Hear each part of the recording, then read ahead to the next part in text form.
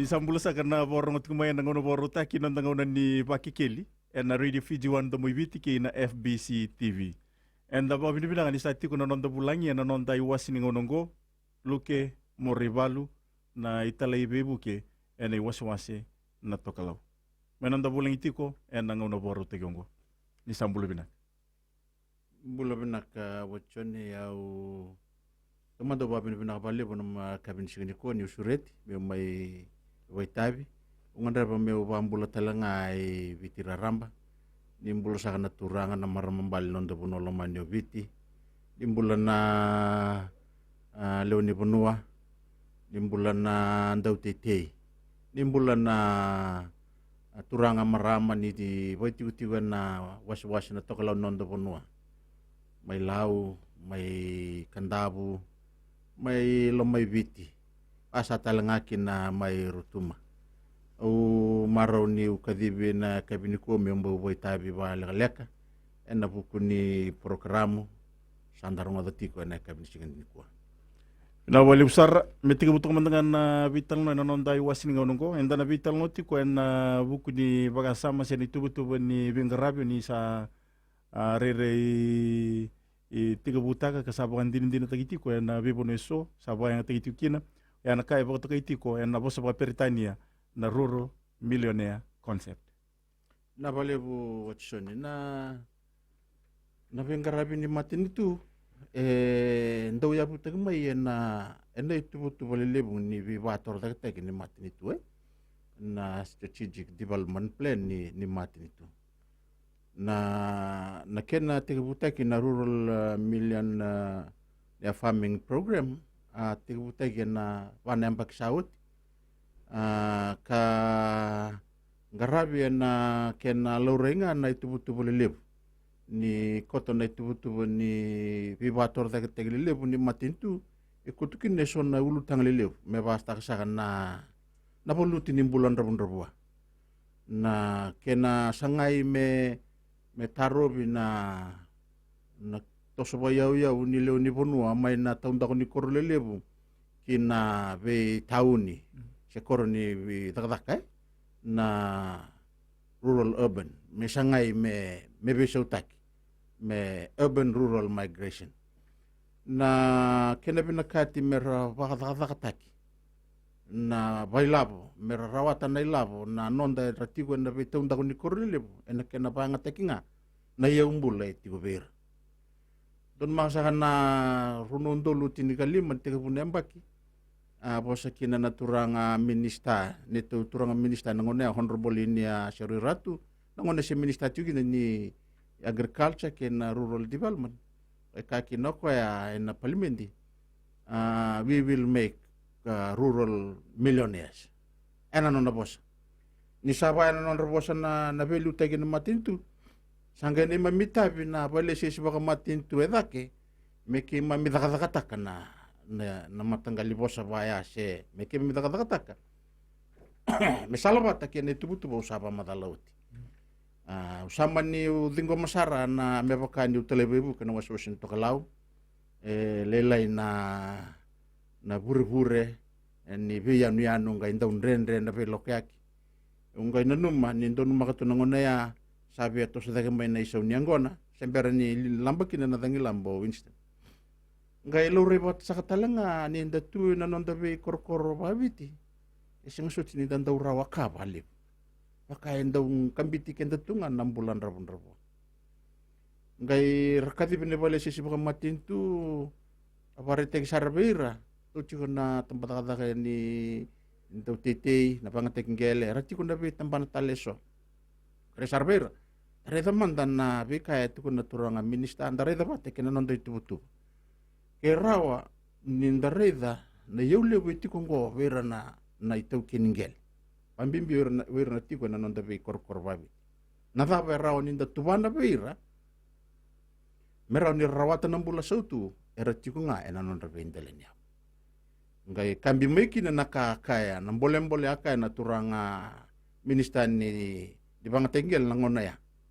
ungai kabango keba kasaro ni tubang ko ndone tubu tubang dare darao biwa tane be ka era rawate ndo nakor roni patokai na Korea me millionaire.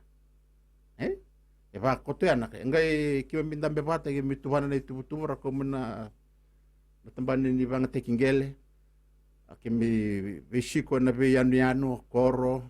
overlau o ngau o kandabu tal nota ki vira na be kai bina kati wari te ki vira na be ka et kimi satu vara bol ya wari ni kimi mitaka bata mera oni tubu ndone tubu ni o tendo na ngauna basi kana bula sautu weekend na amimbi weekend na kawituki enda tuki ningele levo kando senga tu weekend ando kambiti kenda bolinga na bulan rambo endo na ngada ki ni bengarabi ke tu sangai kotamai tu sangai turamai na nona bosa na turanga talai sambale rochuku na nona kayo ko na kawituki na rawata nga na tigu binaka wabo e vai e marro ba binaka na lotu na vanua na matenitu the three-legged stool na kana ba balang bek o koya menga yabo ni tubutuba ngo ngona tigu taikina ngai ko mea bu maleta ni loreti ko ochoni na bingona ke de tigu taikina ndona tubutubo ni bi wa tor dak taki ne kena banga taki ne yombula ver non dara tigu na bendele nya endo ndendre nindo mbasika na beka ndo botinga le mateani sangai me durumai na yabu ngano ndambula na kawituke oko ya mengai me yabu talanga ni tubu kana rawa ni basikina na beka binaka na mbula sautu weekend na kawituke yana itik-tikibu ni programamungo na kena bakanana nutaki na kena semati na tubu lebu ni matintu kena tikibutaki na wali usar na ipo madal ni takinisan na matatati ko dai tuku ya bi kibdino kanda na ndo boto mai ngona bo rutaki non danga una tiko ni baki kele na radio Fiji 1 do mibiti wakina na FBC TV ni sa kauda ke mai na baka sama sa tubai na kena tubutuba ngona da banga ibo to tikina na kena banda buri ni tubutuba lilibongo ni busuti au turungan na televibuki dari mela kemenan do mandana lingu lek ni berni ngai bakuri tali tu na vital no nangono baru taki nandanga una di baki keli and radio Fiji 1 do mibiti ki FBC TV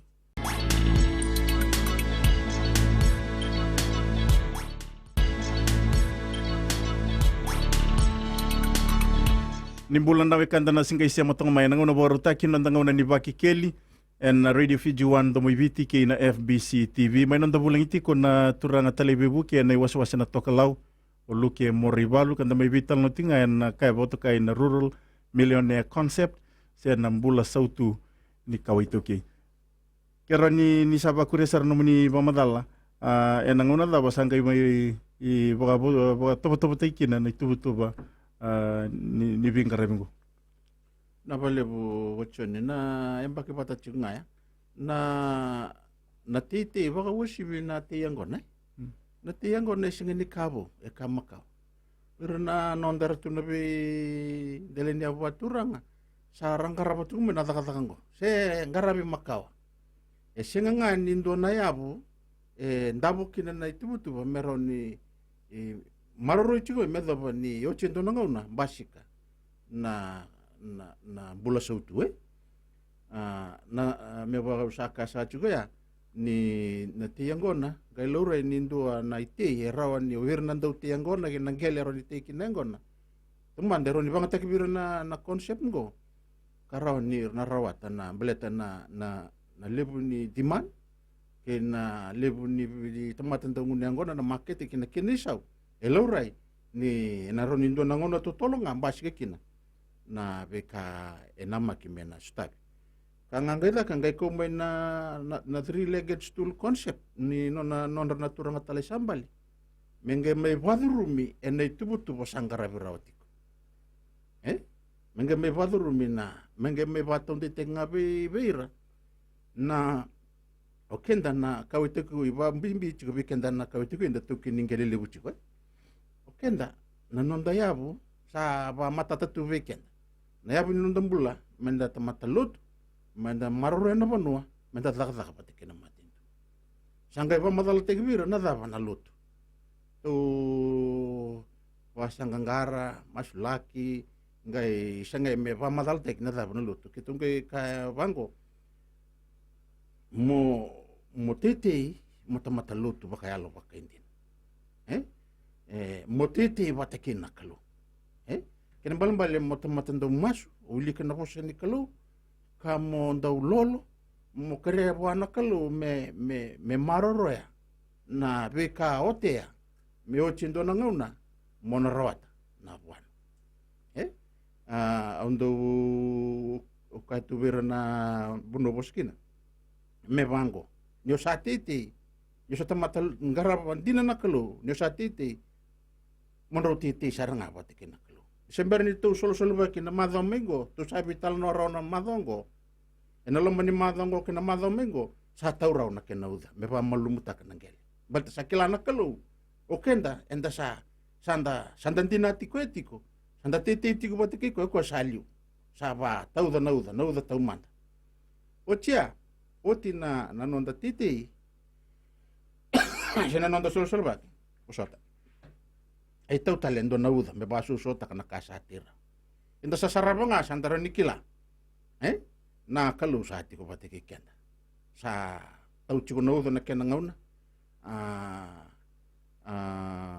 Rao tiko babinaka na bika rao. Iban din dinite kini adon dinite ko naka ngo. Wera erang nguto sara chiko bali bu mera toso ena sasanga. Merang rabam na kalu. Enon ra sasanga ni titi. Nabonua. O lustal na luto ang ndot ko na pango ver en bola ni yakiai kabango na kalubi yakiai na profit mo tukuna ver na Israeli era sa chiko na vale binak sa vale mbutani na nungu vale na vale soro na vale ni nungu bebi na katikira sa rusa kotunga mera tarana nungu vale bate ke vase ang nakango na bokador Sati ko binaka, nangoner na kanakina, na senga niya mamauraw. Nangoner na biya ngunukina, na ngunukina, na singin niyo chiraw na nondo karamat. Nangoner na bay sulukina, na senga ni katakataraw. Nangaw na na beso mi kine na ilabo, na tawa na nondo beso mi, na tanga didila. Biya parita katiko nakalo, akiay, metuni biro, merasaku ni ngula daba, ni rasachi ko binaka, merasangula daba. Na nondo pale nakalo, na pale ni bebi nakati, na pale sor. Merba binakatalanga. Wasi asa kachiko bira na pi koro ndo ungarabi kina na consultation na pi talano na palisoro na loma ni tamata. Keba enda bina kata menda kana menda mamau menda ngunu mi ocho nonta karamada menda vaisulu menda kata menda membasi kana bula sautu na pi kain da ba binakata kana lomanda na vale ni kalu merawa ni lagu may nakalu ka may tiwa kina sangay raw nung raw titay bate na besi kinin balimbali nabi kahit ko naturang atalay sambale bikenda nakawiti ke ninda sahaba kang buta nakalu ngo Jesu Kristo menonda kalu ndaba nga taka na nabi kakita nga endangra da titay siya daba nga yana nito wandindi ke mandangay bola ni balimbali ni luto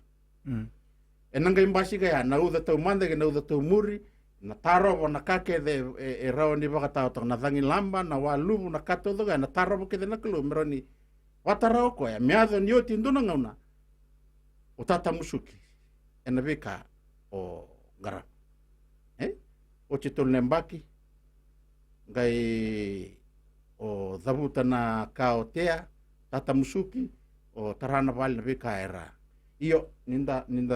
tu wa madalata kana bonua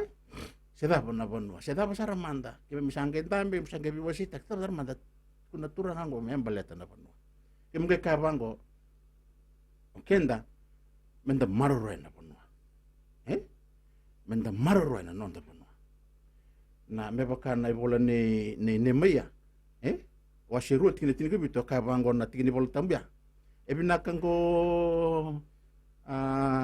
wacho ni, nindo na talatalan daw tiko batabula talatalan kasi may ngawe gando buki kima biboli na tikini bolatam daw la ko may kimi misuriti ko ya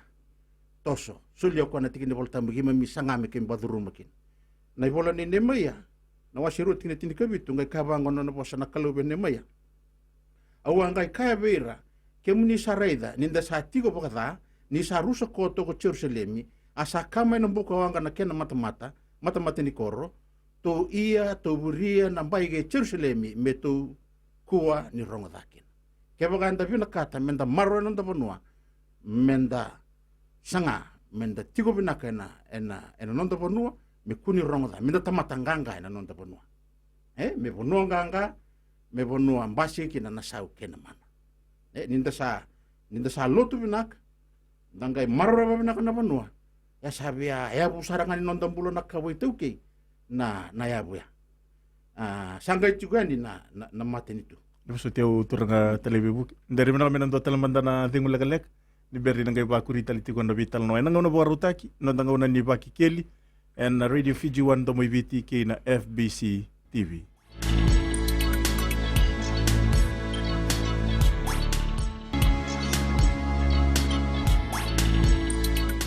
Nandang ona tingu ni baki keli and Radio Fiji One tomo viti ke na FBC TV. May nanda bulang iti ko luke moribalu na turanga televibu ke en iwaswase na tokalaw. Dari binaka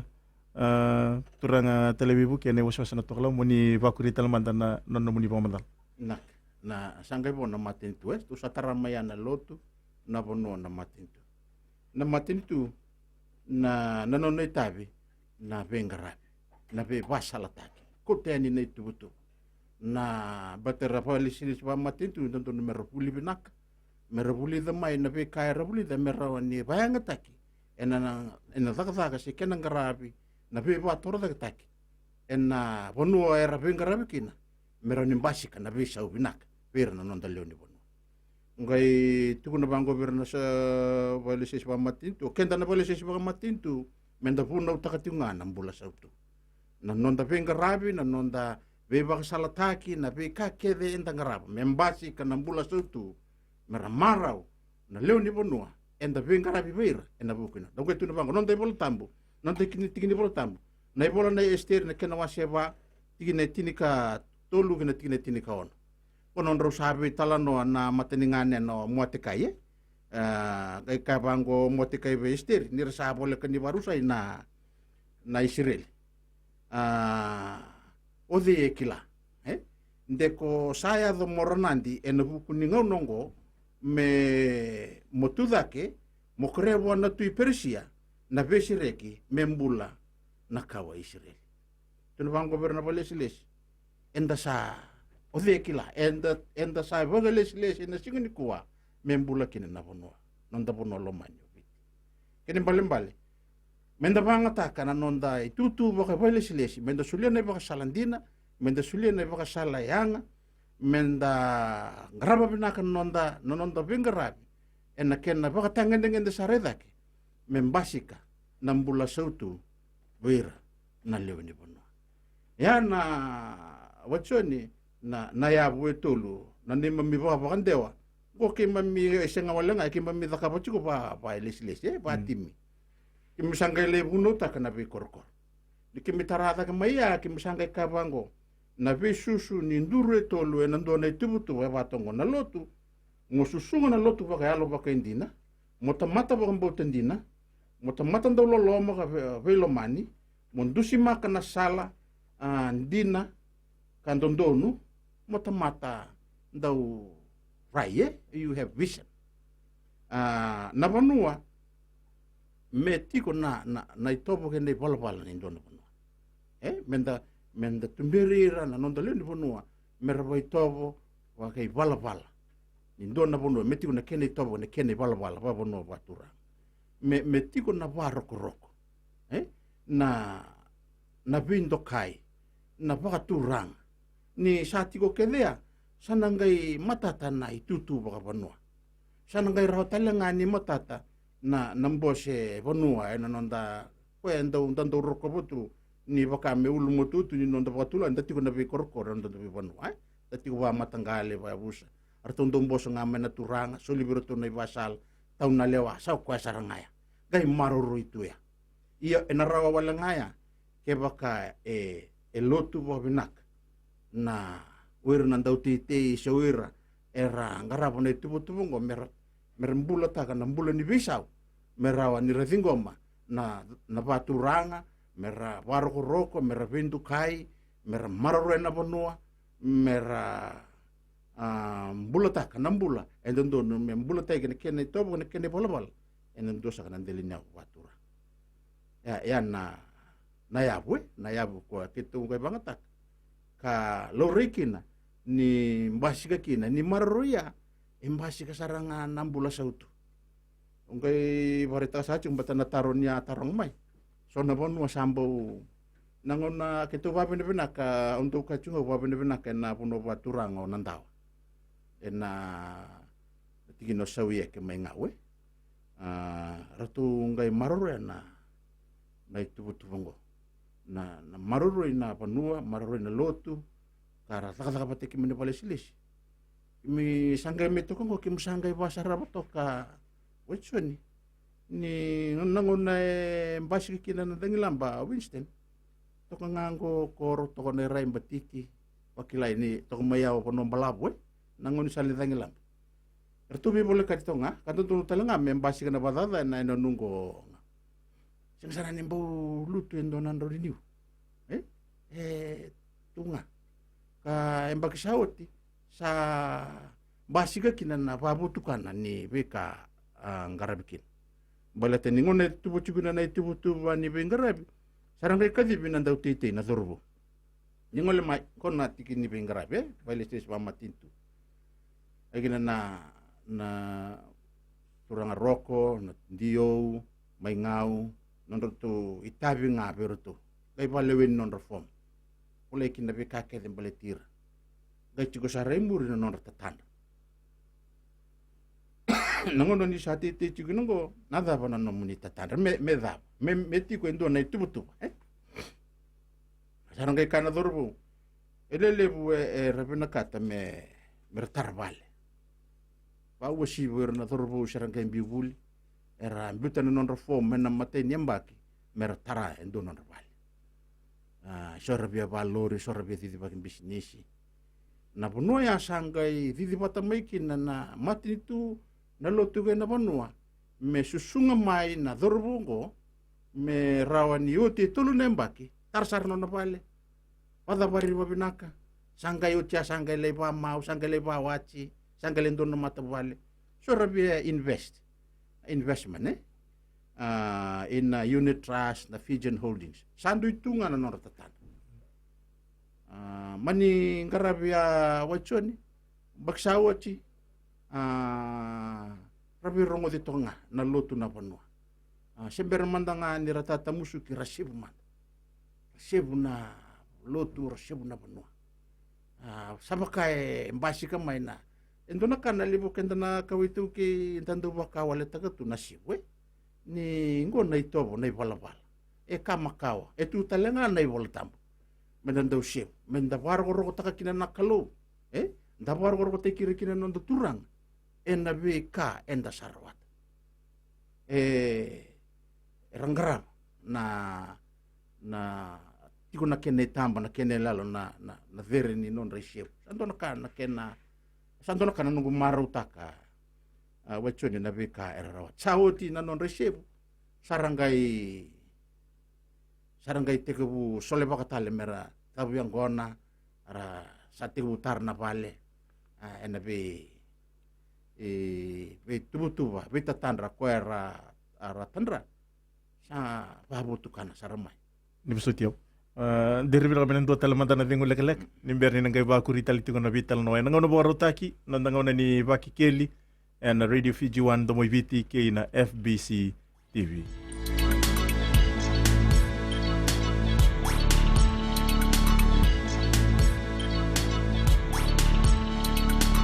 Nandangona tiko ni baki keli na Radio Fiji 1 do moiviti ke na FBC TV. Dari bila ngani sa ni ba kuri tali mantana no ni pangmadal. Na vale bu wachoni na marau tege vale bu ni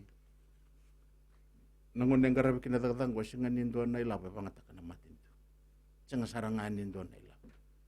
nangai sarabai kya na pinaka ni matata na nondong bulai nondayabu tu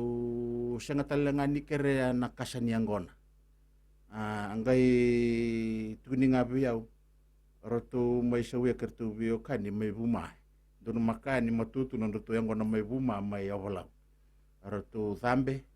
arato vangataka na isa muna roto viokan sisi nai na faiba mai vuma mai avalau I sawiek teke buteki kina na ngarabi kina na dakadakango na sole baki nangonongo na isa nile banikua ebe tolu sanga bulan dolan dona singa mo so mendona tamata me TV ko me tuki te tolu sanga bulan dol sa tiko saranga me ko me bine lavo wachon yeni ngarabi na sole baki nda sole baki nda liunga no te na muri na nongo ngai nona ngai yadobani sa wach mayotian sanga ni so mendona ila aya bunga ni nonda bulan na ka tuki bangatak ka aramaro kina na be kabinak na tunen dele ni bono mervantak mero ni rawate kina na tu reda mandani na bi kai rawa ni o te tulu nemba matai mandangani kai lurai na bi kai rawa o sa ba langi be kana spiritual impact nonra lutu binak na tambangon ra bisa una non rumbular solimbula so ida kan tutu ni lo ta lutu mas basu ara ura ta lutu mas mas ara sara meranda bunau na bula ba kayalo tostak belateni rasa garaba batana kango nonra garaba na kalu mervina kata mera tauda na buan na kini karo ni bikai rawati na watu kita na social impact na pilu tagi binaka se good governance basi kesaranga ni kimisarabat juga na bosnia sano lombe bitin na bengo tombolya na kina baturang na koro sawayek dongana dom rong senga talenindo sarto lewanga mena turungan ni bonua do kaya do tu nitu senga talenindo ay suak bosi ba kor mandanga senga talenile batarum satu nga mena lewan ni bonua sa tak yana na pilu tegi binaka na paroko na bento kai se good governance weekend ni sati waya sana kirora tok non dambula pa bonua endo talena na social impact na itobo ke nei balapal kai usure tena bagsau mo bulang do kai na non celebration of harvest na non lay maraw takabuana kalu ni rasa sam tulu na embak sa maro remay na non raite sengadin do na tangi lamba sengadin do na mateni angon sara taravale sarawat kai takan do na songol libo bida tiko na singa unga kena bulang do kai kin do na kau sarap sanggarabi na pingkarai babonu sa pingkarai babonu sarangan na itambangan kore sengkem biubul ko ba tempo si tapa tampo sebu kena be ngata todo ni pingkarai boleh tiningarabi tiko na takadango era tumbiri talchunga ena non randu tobo kena non ra ibalbal merkelachik na beka ndondonu merangarap nira paitabi na panu na total na non rembula baila donon dulu na bunyangona torman donon dulu bunyangona ronan dola se runa kilo robi mama ambe kana kilo enan donan dola kilo robi mama na kilo ronan daw lima sangabu ngona na kare rawata baila we dono dorbo ronan daw lima sangabu lundona bunyangona ken donon dolo na bunyangona ronan daw lima sangabu lundol daw rawatu may be ya sando na kabina kinango nailabo ya sarawatiko so na bikorkor sarawat ya lebu nga rawata undua indonga na mata bubale rawata donga na mata bubale rawat na kabina kinan na korbaturango sawiyeke wera tawdoko saranga na dorbo era rawat kona kabina katya me tawdoko me rambay lebu na bika rawat ni todri patamay na report ni turangan nantiyo nabika rawat naloma ni anu ngau weira na mata bubale era salistal na reverse migration na mata bubale era sambuti suba lautoka sarongoda na kami ni talano ni rural millionaire tulsa bul kawal na mata bubale tulsa bul kawal na mata bubale na itambangone walu sanga bulu kaono na itambangan ken balimbale na itubutubu lebu aba madala mai kina iliu o koe na urban rural migration sa wasu na taklau sa ambura wataroto ka endo na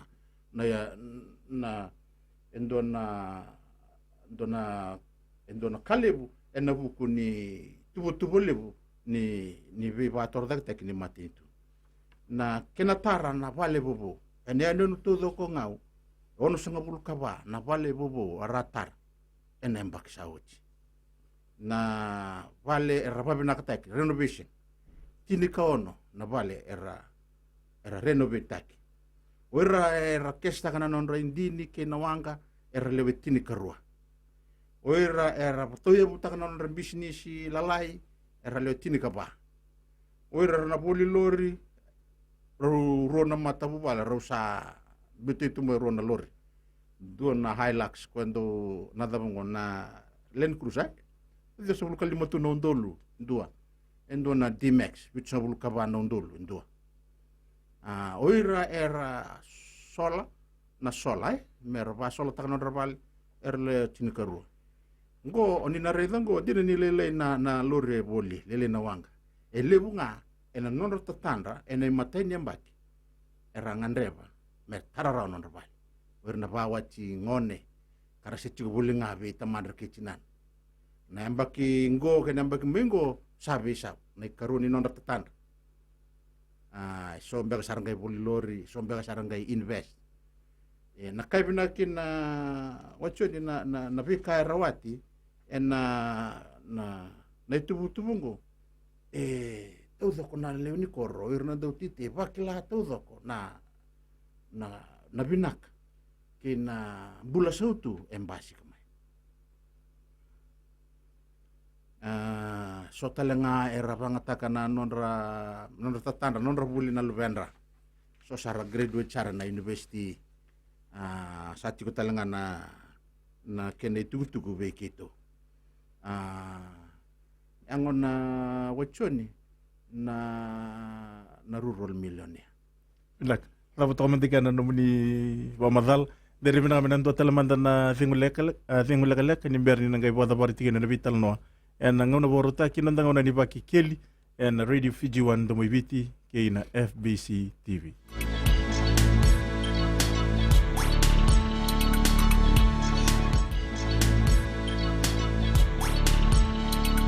Oto titiku ni wasi ni nonda vital na ngona borota kinanda ngona ni baki keli en Radio Fiji 1 domo viti ke na FBC TV.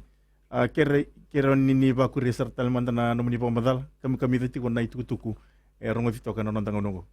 na vale bo wachoni bina katemu listale na tikubu nondor vitala no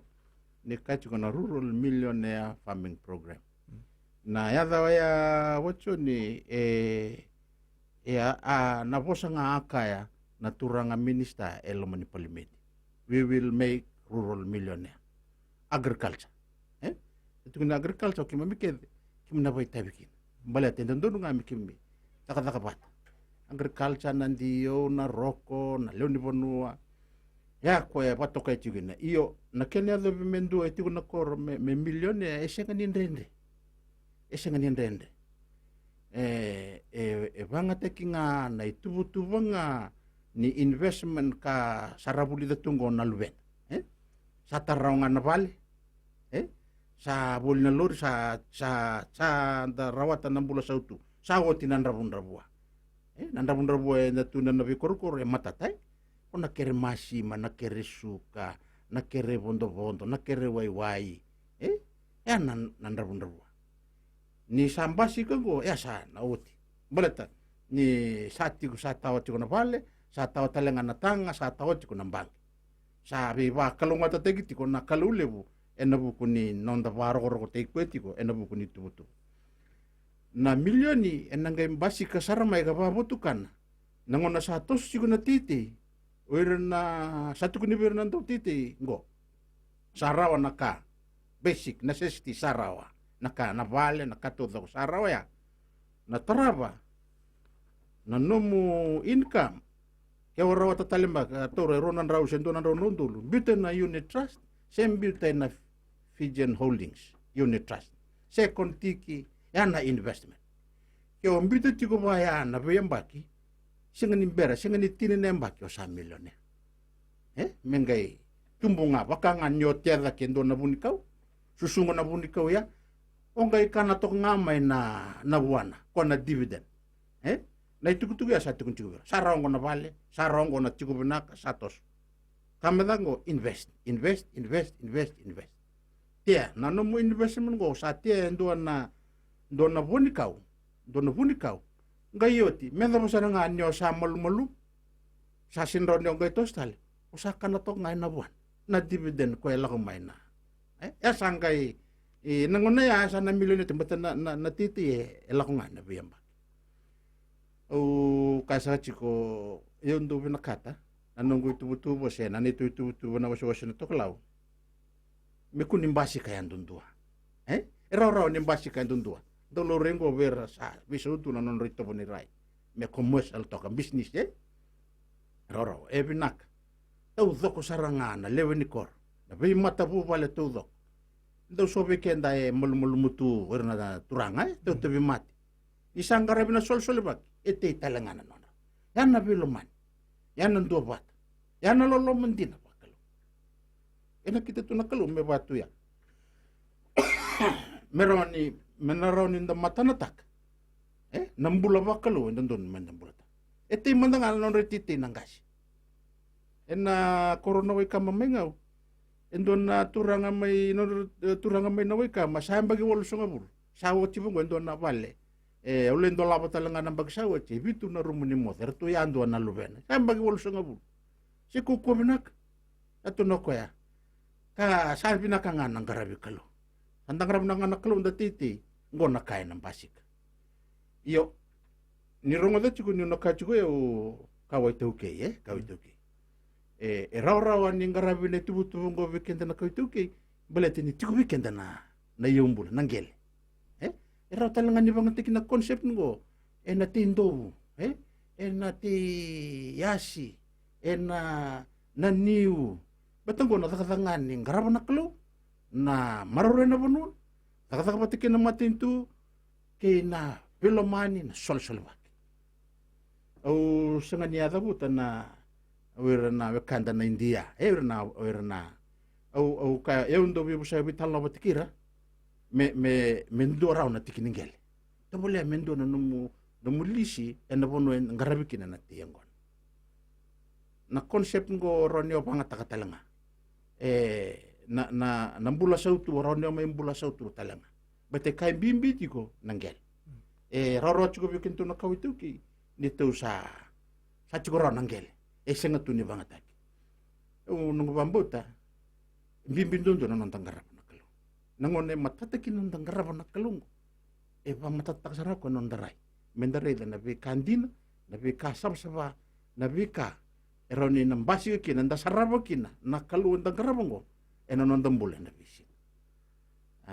koya ko kay chukina ni tapato kay chiko na rural milon ya na uto ni kango koya na nonda yabungan nimbula na kawituke ka sapare tagarotu na turang atalay sambal oratu selala sukul o dekila dia sari darotu be ko na ngono binakang go weekend me rawate kinelibu naka na damben donu non daya nimbula na kawituke ya sari da raw mai dapa pindah nga ni aset tu kuni sarna posong ko na tinikadio pasa nga bulong biak sa tinikadio 5 bul may banga tagitalanga ena kena sanga me banggaray endo nangunsal me mindam bindikin nabi wator tagtak kambasi kanang bula soto ya wachoni nabi ka ngandreba na kabiniko muna paritak ena buku ni vika erawa na program kau maru takatalitin nga nangonongo ni usarong na kini talano sali busara-sara bangetak me rasabang muria na program sarila usar may palangi merlang may mata untuk nga ra organize ta kana non ra project me ndo yang karabat kuno diti wajar bukal ustali pati ni satu na YouTube na program bon kena yelo yalo marutak baleta sa ke nangonongo me nda visau nda alo matua manda nda takabanga na vi kai ndondo no mendangrap inda tigo bolinga enonon da bono eviti Na wali usara na ipo madal na itutunga ni bimboli wir no kandaran do boto mai na nondango nongo me daba kina na vital no. na vale we esengani ndo na kaindende au kachi na concept na three-legged stool concept nanduru etole nanon turanga talai sambale eroni bangataki nandua nga na etubutuba eroni tubutuba nga baka bonua se tubutuba ni lo se ndo na etubutuba ni tete tabanga ya butaki ndonu nga basi kana bula sautu baleta etigu keviki na nabika ngandreba na tamate ndo no membuloti kuna ndeli ni buru-burungo meroni na rawate kina nambula sautu Nakasa walebu ndaba binu bina kati walebu we loke morrivalu itala ibebu ke ene wasi na toka lau mai nanda bulang iti kana ngona bawa rautaki nanda ngona ni baki keli sa babinu bina kati walebu na nomuni lingko mana bisureti o kila ni sana baka buri baka sama bir na kandaran toba to mai na vital mai baka biri toka no nanda iwasin ngonongo merda bana nanda iwasin ngona kataraba ni kalunga tsatiku